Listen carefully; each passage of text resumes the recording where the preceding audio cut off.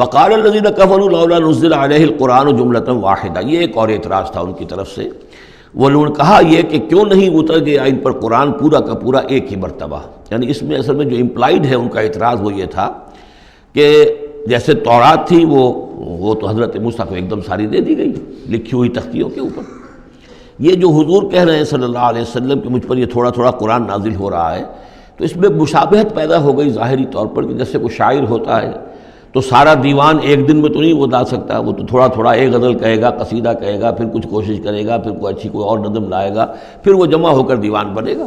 تو اس اعتبار سے ان کا یہ اعتراض تھا کہ کیوں نہیں قرآن پورا کا پورا ان پر نازل ہو جاتا۔ کذالک لنثبت بہ فؤادک، یہ ہم نے اس لیے کیا ہے محمد صلی اللہ علیہ وسلم کہ اس کے ذریعے سے آپ کا جی، آپ کا دل اس پر ٹھک جائے۔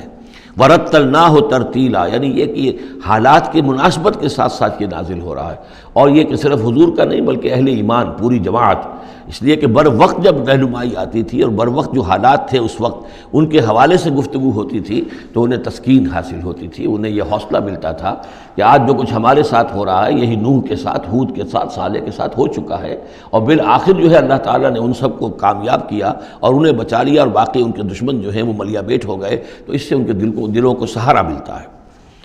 وَلَا يَأْتُونَكَ بِمَثَلٍ إِلَّا جِئْنَاكَ بِالْحَقِّ، اور یہ کوئی بھی اعتراض آپ پر نہیں کریں گے، کوئی بھی مسئلہ آپ کے سامنے پیش نہیں کریں گے مگر یہ کہ ہم اس کے جواب میں حق لے آئیں گے آپ کے پاس، ان کو پورا جواب مل جائے گا، وَأَحْسَنَ تَفْسِيرًا، اور بہترین تشریح ہم کھول کر دیں گے۔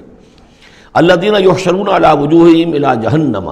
وہ لوگ کہ جو اپنے منہ کے بل، اوندھے منہ جمع کیے جائیں گے جہنم کی طرف۔ اولئک شر مکانا واضل سبیلا، یہ لوگ ہوں گے کہ جو بہت ہی برے ہوں گے اپنے مقام اور مرتبے کے اعتبار سے، اور بہت ہی بھٹکے ہوئے ہوں گے سوا سبیل سے، سیدھے راستے سے۔